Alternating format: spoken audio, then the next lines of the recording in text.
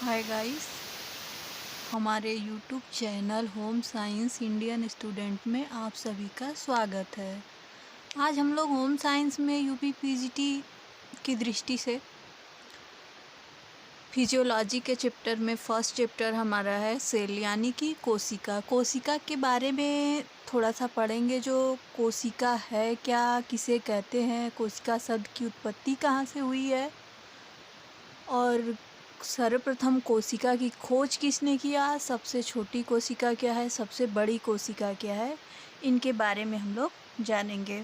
तो सबसे पहले हम जानेंगे कि कोशिका किसे कहते हैं।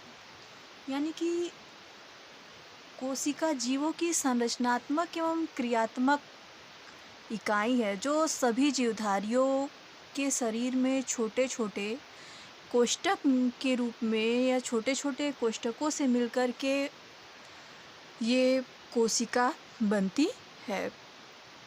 और ये जो कोशिका शब्द की उत्पत्ति है, कोशिका शब्द की उत्पत्ति सर्वप्रथम लैटिन भाषा के सेलुला शब्द से हुई है और जिसका सेलुला का अर्थ है कोष्ठक या कोठरी।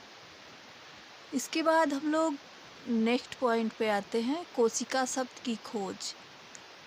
यानी कि कोशिका जो शब्द है, इस शब्द की खोज किस वैज्ञानिक ने किए हैं और ये शब्द आया कहाँ से है, इसके बारे में जानेंगे।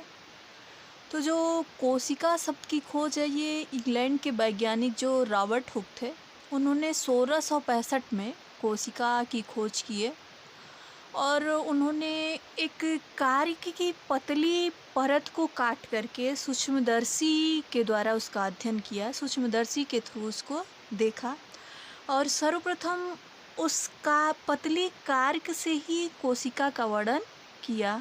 और कोशिका को हम नंगे आँखों से देख भी नहीं सकते हैं। कोशिका की एक सिंगल परत को देखने के लिए हमें सूक्ष्मदर्शी की सहायता लेनी पड़ती है। इसके बाद नेक्स्ट पॉइंट आता है कोशिका का आकार। यानी कि कोशिका का आकार क्या होता है, तो जिसमें अधिकांश कोशिकाओं का आकार में बताया गया है कि ये जो अधिकांश कोशिकाएं हैं उनका व्यास 0.1 माइक्रोन से लेकर के 20 माइक्रोन के बीच होता है। इसके बाद हमारा नेक्स्ट पॉइंट आता है कि सबसे छोटी कोशिका क्या है। तो सबसे छोटी कोशिका का हम लोग नाम भी जानेंगे कि ये है क्या। तो ये जो माइक्रोप्लाज्मा लेडलवाई नामक कोशिका है, ये सबसे छोटी कोशिका के रूप में जानी जाती है। और इसके बाद हमारा आता है नेक्स्ट पॉइंट कि सबसे बड़ी कोशिका क्या है। तो सबसे बड़ी कोशिका के रूप में आ जाता है शुतुरमुर्ग का अंडा। ये जो शुतुरमुर्ग का अंडा होता है, ये सबसे बड़ी कोशिका के रूप में जाना जाता है जिसका व्यास है 135 मिलीमीटर से लेकर के 170 मिलीमीटर होता है। इसके बाद कोशिका की कुछ और बेसिक भी हम लोग जान लेते हैं।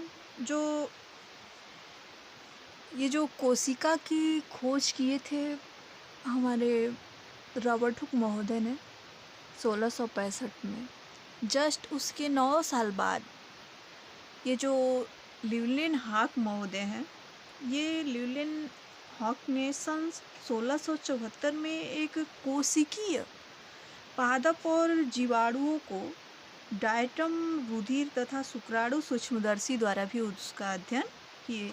यानी कि जो डायटम रुधिर में कोशिकाएं पाई जाती हैं तथा जो शुक्राणु कोशिकाएं हैं, इनका भी ल्यूलेनहॉक महोदय ने सूक्ष्मदर्शी के द्वारा अध्ययन किए थे। और ल्यूलेनहॉक ने उन्नत प्रकार की सूक्ष्मदर्शी के द्वारा पहली बार बैक्टीरिया के रूप में युक्त कोशिका की भी खोज किए थे। यानी जी जो ल्यूलेनहॉक महोदय हैं, इन्होंने 1674 ईस्वी में एक जीवित कोशिका जो बैक्टीरिया के रूप में थी उसकी भी खोज किए थे। इसके बाद मार्सिली और मेलपीघी व नेहेमिया ने अनेक पादप कोशिकाओं को तैयार करके उनका भी अध्ययन किया। इसके बाद ये कुछ कोशिका के बेसिक रहे इतिहास। इसके बाद हम लोग नेक्स्ट क्लास में पढ़ेंगे कोशिका की आकृति से संबंधित और कोशिका के सिद्धांत।